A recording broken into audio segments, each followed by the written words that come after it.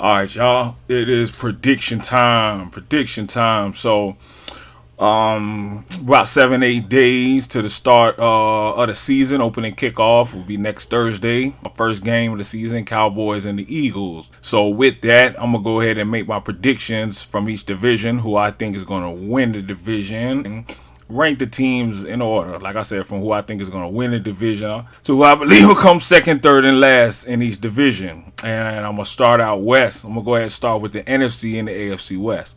Start with the AFC West first. So in the AFC West, we got the Broncos, we got the Raiders, we got the Chiefs, and we got the Chargers. So who do I think is going to come in last place in that division? Surprisingly, I think the Broncos, the Denver Broncos, are actually going to finish last in that division. And I know that's going to shock some people because a lot of people are real high on the Broncos this year. They had a real good season last season, especially with the rookie quarterback Bo Nix. Still got the Super Bowl Hall of Fame coach Sean Payton. And, you know, they shocked a lot of people last season by making the playoffs. They actually made the playoffs for the first time since 2015, and that's actually the year that they won a Super Bowl. That was Peyton Manning's last year. So a lot of people, and they made some good signings in the offseason, and they feel like going to the second year with the rookie quarterback Bo Nix. A lot of people actually picked the Broncos to make the playoffs, do better than they did last year, and some people actually picked them to win this division, if not at least come in second.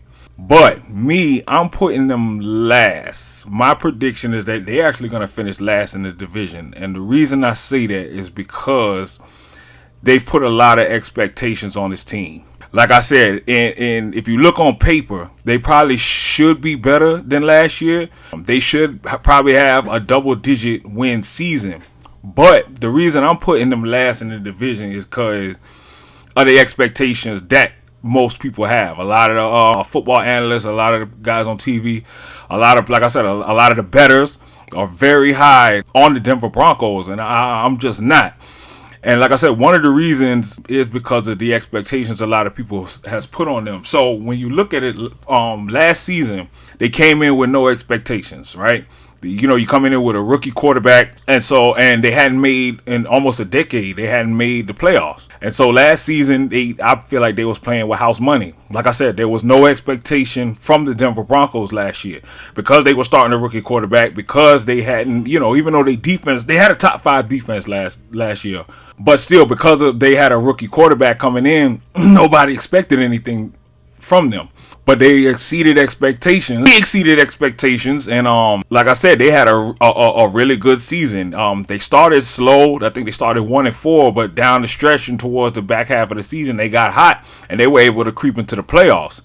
And like I said, that was the first time since 2015 they had got in. And so what happens now, and then this offseason, they went out, they signed Greenlaw and Mofonga, 2 of the better defenders in the league, one linebacker, one defensive lineman. And they already, like I said, they have the best corner in the league, Patrick Surtain. And like I said, they were already top 5 defense from last year. So you add two of the better defenders in the league, you would think that coming into the season, they should have a top 5 defense again this season. And a lot of people are thinking that the Denver Broncos going to have the best defense in the league this year, which is, like I said, understandable. On paper, it makes sense that they should. You know, going into the second year now, Bo Nix with Sean Payton. We know what Sean Payton did with Drew Brees. You know, like I said, Super Bowl champion coach. So because of that, a lot, and I believe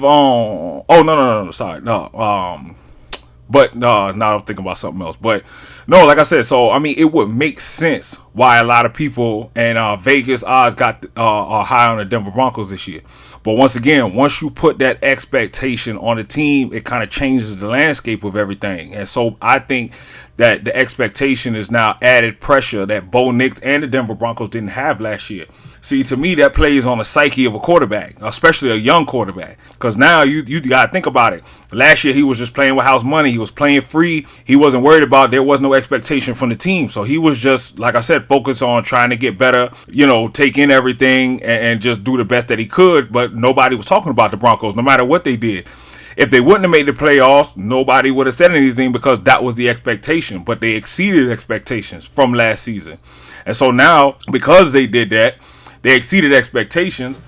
Now this year, with the signings that they did on already having a great defense, now they're expected to be one of the better teams. And like I said, a lot of people have actually picked them to win this division. So because of that, the expectation plays on the psyche of the quarterback. Because now, where last year he was just able to play free and play with house money, I think that added pressure on Bo Nix. He's going to be thinking about that now. Because now eyeballs are on you. When eyeballs are not on you, it's easy to just go out there and play without thinking about anything. But then when you know that people are putting money on you now, people are looking for you to be a lot better than last year. People are now tuning into the Denver Broncos games. Wasn't nobody looking for the Denver Broncos games last year? Not a soul. But this year, they're going to be like, oh, the Broncos on? Boom, I want to see Bo Nix. I want to see how they look.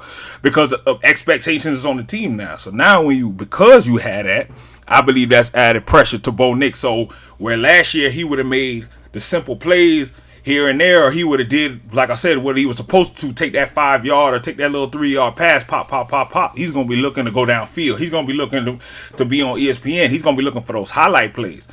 And so, like I said, me personally, I think that plays a major psyche on the quarterback. And so, like I said, because of that, I really feel like they're going to step back. I mean, it happened to C.J. Stroud from last season. 2 years ago, C.J. Stroud came out. He had a great rookie season. No expectation. Nobody had no expectations from the Houston Texans 2 years ago. And then C.J. Stroud comes out of nowhere, gets them into the playoffs, wins a playoff game. And then what happens? Last year, everybody in the offseason signed to the Houston Texans. Everybody didn't want to go play with the Texans. Everybody want to play with C.J. Stroud. They was picking him to win MVP last year. They was picking the Texans to go to the Super Bowl because they had added all these pieces because everybody was high on C.J. Stroud. And what ended up happening? They ended up regressing. Now they still ended up making the playoffs. They still won a playoff game, but that's because their division was weak last year. They was in a real weak division.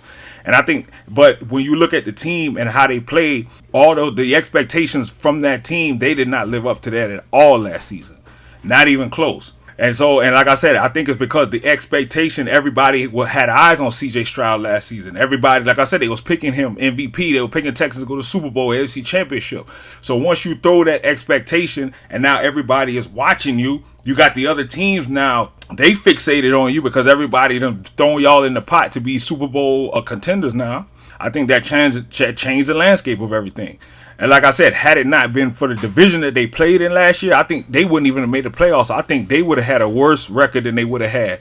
But I think they were in a favorable division last season. That's the only reason they were able to make the playoffs still, because they still got a home playoff game because they won a division. But this season with the Broncos, I think it's completely different because I think that's going to be, the AFC West is going to be one of the best divisions in the league this year. They're going to be one of the best divisions. I think the AFC West, the NFC North, with the Bears, Packers, Vikings, Lions, and the AFC North, with the Ravens, the Browns, Steelers, and the Bengals. I think those three are going to be the best three divisions in football this season. And I think the AFC West got a chance to be the hardest division this year in the NFL. So because of that, I don't think that's going to favor the Denver Broncos, and I really think they're going to take a step back. I don't even think they're going to make the playoffs.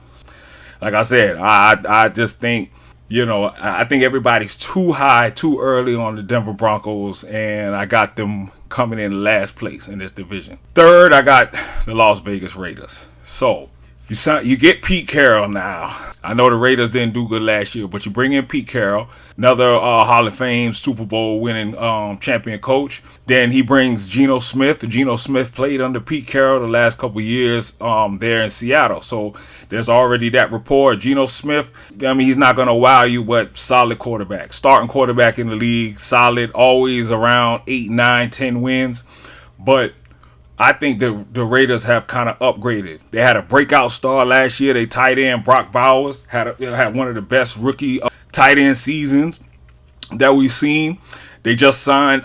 They drafted the rookie Ashton Jeanty out of Boise State. That boy's a beast. If you've seen him running this preseason, he looked like he's gonna be a beast out there. I think he's gonna have a good season. Like I said, and they just solid all around. Still got Amari Cooper. At the wide receiver position, I know they had Jacoby Myers. I see that he's asking for a trade or whatever, so I don't know what's going to happen there. But let's just say he does play. You got two solid wide receivers. You got a strong running game now with the rookie, and like I said, you got great tight end, young tight end, and Brock Bowers. Then, like I said, defense is, basically solid. You still got Max Crosby over there, who I think is going to have a good season too at pass rushing. So I think the Raiders are solid, man, and I think they're going to come in third in this division. Then at number 2, I got the Los Angeles Chargers. So I think the Chargers are going to finish second this year again. Second year under Jim Harbaugh. You see, man, Jim Harbaugh turns programs around. Came in there last year. Like I said, turned the program around immediately. You have a quarterback who we all know is very talented, Justin Herbert. He hasn't had that breakout season yet he's always right there on the brink, always putting up good numbers. You see the eye test, we see the talent, we know the boy can play. He just hasn't had that breakout season yet, and he hasn't played well in the playoffs.